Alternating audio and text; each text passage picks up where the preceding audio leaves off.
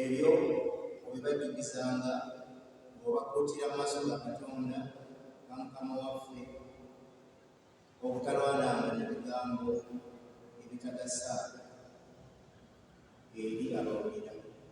Mukama Katonda omukisa ekingi tujja mu maaso gako tugabaza omwezi kano kubanga otukoze bulungi otujjukizza okujja kunoonya mu kiseera kino eky'ekisiibo eky'okwerowoozaako nga balina ebibi naye nga twenenya mu maaso kale Mukama Katonda kamwezi kano tukusabayo eri masekkati gaffe yogera naffe Mukama newankubadde nga zenyimiridde wano baleme okulaba nze okulaba ekitiibwa kyo oyogera gye bali mu Kristo Yesu Mukama waffe. Amen. Mukama yebaza Buganda, yebaza Katonda nti atukoze bulungi. Lwaki ntaasa n'olunyiriri olwo luli mu Timoseewo ekyokubiri essula 2 14. Ebigambo bino sigenda kubibagulira bubuulizi kubanga mmanyi nti mubimanyi, wabula obwejjukanya ensonga bakitugambye atugambye tubibajjukiza nga wala tuze kwejjukanya. Kale tuli mu Bakolinso essuula ey'okubiri otandikidde ku nnyiri olusooka. Naye obubaka bwa leero obw'omulamwa nga tujje ku lunyiriri olwokutaano etujja bwe wagenda omulamwa gwaffe ogw'olunaku lwa leero ogugamba nti okukkiriza kwammwe kuleme okubeera mu magezi g'abantu wabula mu maanyi ga Katonda. Mukama yeebazibwa Buganda. Abakolinso baluwa eri Abakolinso Pawulo yali agiwandiika yagezaako tugamba tuleme okutambulira mu magezi ag'abantu, naye kyokka olwaleero bwe tuba tutambula bwe tuba twejjukiza okujjukira buli omu akuba flashback nakyamazima tutambulira ku magezi g'abantu wabula tuvudde ku magezi ga Katonda oba okutegeera kwa Katonda nga bw'ayogera. Abadde atandika omusooka agambye nti naye abooluganda bwe najja gye muli sajja na maanyi mangi ag'ebigambo oba amagezi nga mbuulira ebyama bya Katonda, kubanga namanyira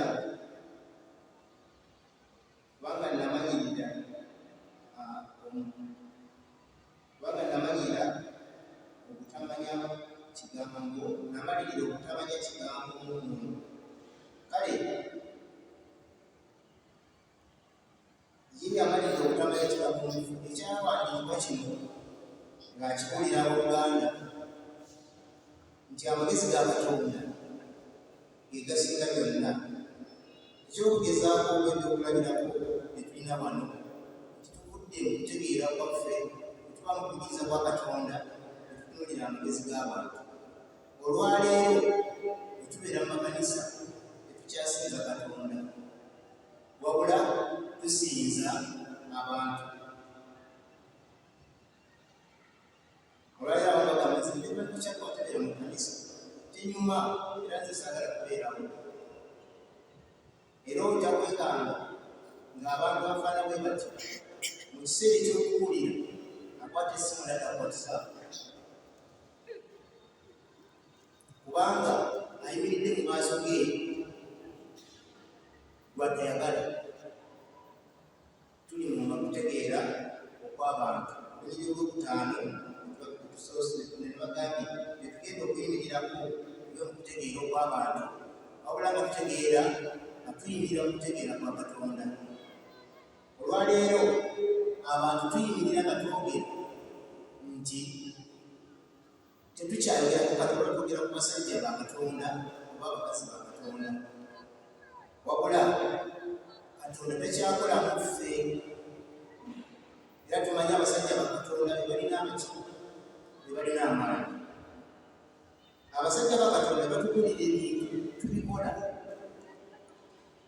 kubanga bo tumanyi nti musajja abantu balina amaanyi era wabeerayo munnaffe n'akugamba nti kiro y'omuceere n'emitwalo 5 ne tugula nga tulwana tuli kutegeera kwa Katonda. Omira atugambye nti okukkiriza kwammwe kulemenga okubeera mu magezi g'abantu wabula mu maanyi ga Katonda.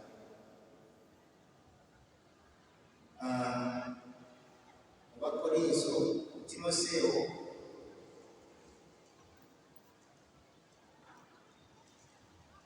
tubikola Timoseewo essuula ey'okubiri nebulabijja kumusomera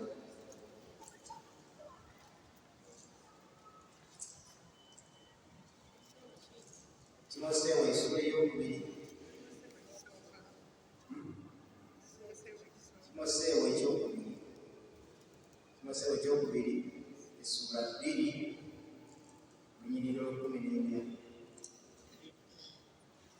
Second Timothy chapter 2, verse 14. Ebyo bibajjukizanga bw'oba bw'oyitirira mu maaso ga Mukama waffe obutalwananga na bigambo ebitakasa ebikyamya abawulira. Kubanga okweraga okusiimibwa Katonda omukozi atakwatibwa nsonyi ayisa wakati ekigambo eky'amazima n'ebigambo ebitali bya ddiini kubyowalanga kubanga baliyitirira obutatya Katonda. N'ekigambo kyabwe kiriryanga kookolo kwabo ye Himenaayo ne Fileeto kubanga baakyama ku mazima nga boogera ng'okuzuukira kwamala okubeerawo era waliwo abantu abaakumirira okukkiriza kwabwe. Atugambye nti tuleme okukkiriza mu magezi ag'abantu, ebigambo ebitali bya ddiini,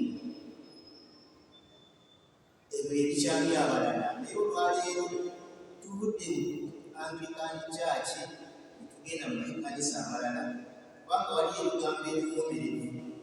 Kakyokeeko ebyo waliyo ebigambo ebiwoomerevu ebyo bitukuddeko okukyama. Olwaleero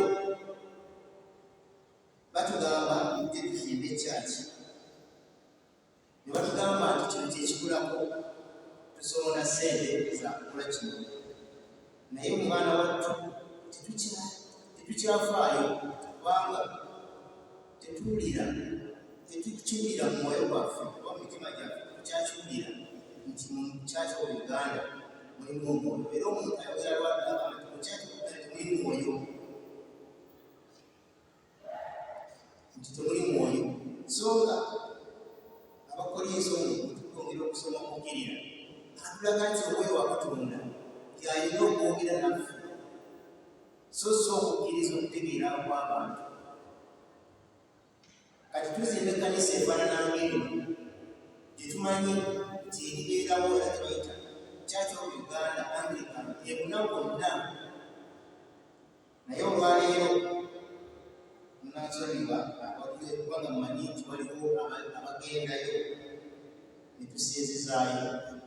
Olwaleero sinagooga ereetera okuggwa, sinagooga ereetera okuggwa okuzimbibwa, naye ezimbibwa ku muntu ki omwo, naye kandi anogamye nti ebunaki. Era olwaleero singa bikinkya n'akugamba nti kyaki yange kati era okuwulira enjiri emikooyi, kati ngenda kukola woteeri mukyaso waliwo ayinza okuwakana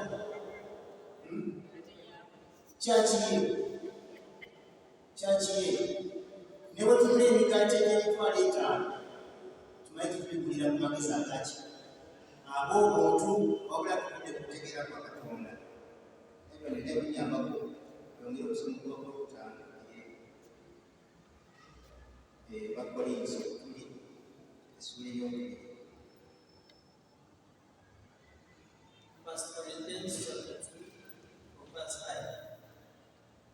Okukkiriza kwammwe kulemenga okubeera mu magezi g'abantu wabula mu maanyi ga Katonda.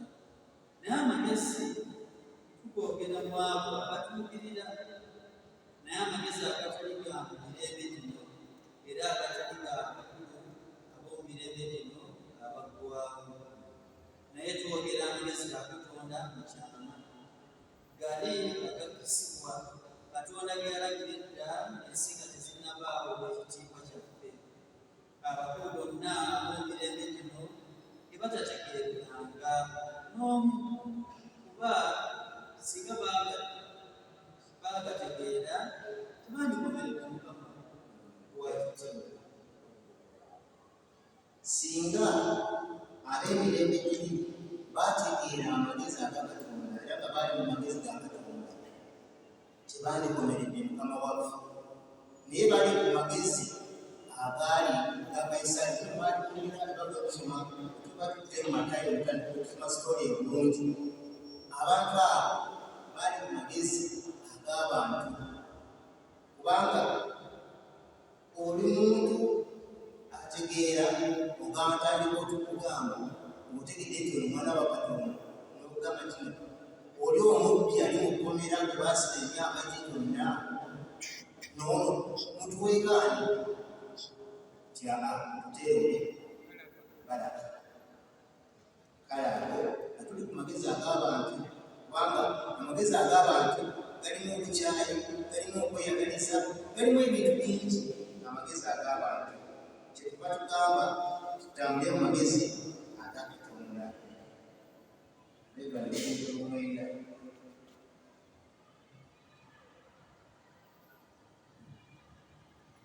nga bwe kyawandiikibwa nti eriiso eritalabangako n'okutu okutabuuliranga n'ebitayingiranga mu mutima gwa muntu, byonna Katonda bye yategekera abamwagala. Nti naye nga bwe kyawandiikibwa nti eriiso eritalabanga n'amatu gegatawuliranga gategekere abamwagala, ate era abamutegeera wabula abatawuliriza magezi agaki ag'abantu.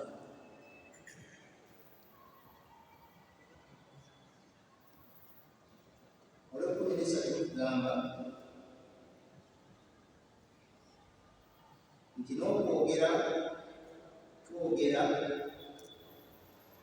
ebyo si mu bigambo n'amagezi ag'abantu, naye amagezi ag'abantu ye gayigiriza, wabula mu mwoyo yayigiriza. Bwe tutegeerera bwe tugeraageranya eby'omwoyo n'eby'omwoyo, atukkiriza nti tuleme okutegeerera amagezi agaki aga Katonda, bwe tutegeerera amagezi ag'omwoyo.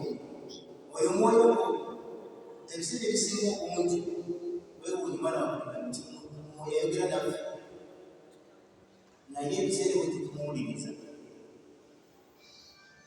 Mwoyo ayogera naffe naye ngaffe abantu olusi twagala nnyo ebyangu. Bwe tuba tusoma Matayo 7 n'essula y'omusanvu atugamba ebigambo bino nti musabe mulikola ki? Munoonye mweyanjule, naye olwaleero tujja kutoola. Toola kitwale omutima gwo. Naye takyogerangako nti bw'ojja okusaba wakikuweera. Agamba musabe mulikola ki? Kubanga amala kwekkaanya, naye olwaleero mukitoole mukitwale tetugenda okuzikirira, kubanga ye tetumala amagezi ago tebamala kwekkaanya kikyayambola. Era njagala bakulira Buganda nti abantu n'amagulu babifunye naye gyakaseera kati gyakaseera katono era omugero gyeri babikolera ddala naye gyakaseera kati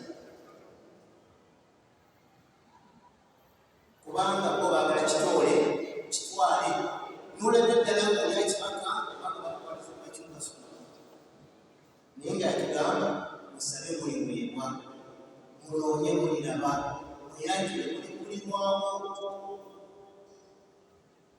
kale Mukama atubeere okunoonya amagezi ga Katonda n'okuwulirizanga omwoyo kyatugamba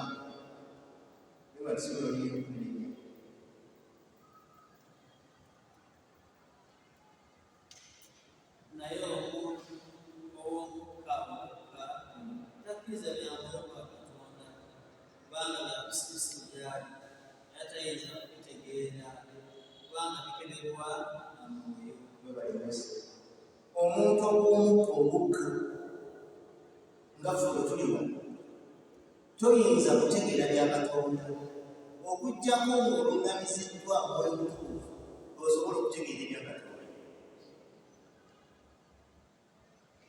Naye bwe tubeera muwwa bino biringa bemagana kitoli kitwale tuli mu magezi ag'okutegeera kw'abantu, tuli mu magezi oba mu kulowooza kw'omuntu ow'omukka ogukka gwa bulijjo gutussa ne guggwamu okufa. Naye naffe ge magezi ge tunoonyezza era be bantu be twesize so ng'olunyi bye twagaliddde n'okubimiriramu olunyi olwokutaano nti okukkiriza kwammwe kulemenga okubeera mu magezi g'abantu.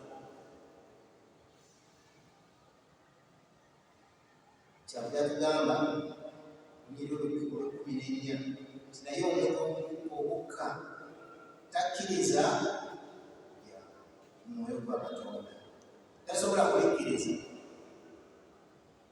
Naye neebaza Katonda nti mwe muli wano mumanyi Katonda mumusinza era mumanyi Katonda mumuloonya nti ne mu kiseera kino kyetaaga okukakanamu okunoonya Katonda kubanga ekkanisa eno mu kiseera kifaanana kino yandibadde ejjudde nga nebweboni kubanga kye kiseera ky'osobola okwogerako ne Katonda nga weegayirira.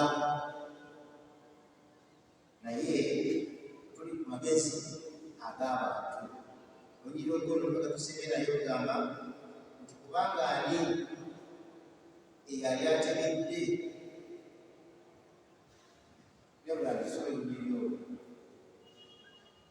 kubanga ani yali ategedde okulowooza ku magambo ali omwamuyigirize naye ffe tulina okulowooza ku Kristo. Ani yali ategedde okulowooza kwa Mukama waffe? Okulowooza kwa Mukama waffe tekufaanana n'okwaffe abantu era kyokola tujja kubeeranga mu kitole kitwale n'owulira ng'okibaka okitwale naye nga ani yali ategedde okulowooza kwa Mukama waffe nti mu kiseera kino wekisaanidde okukasukira okuggyako omwoyo wa Katonda ng'akuluŋŋamizza onotegeera eby'omwoyo omutukuvu era bw'otambula mu by'omwoyo omutukuvu obuugi Mukama waffe ajja kukuwanguza byonna. Olunyiri lwaffe olwo olwokutaano nti okukkiriza kwammwe kulimenga okubeera mu magezi g'abantu. Mukama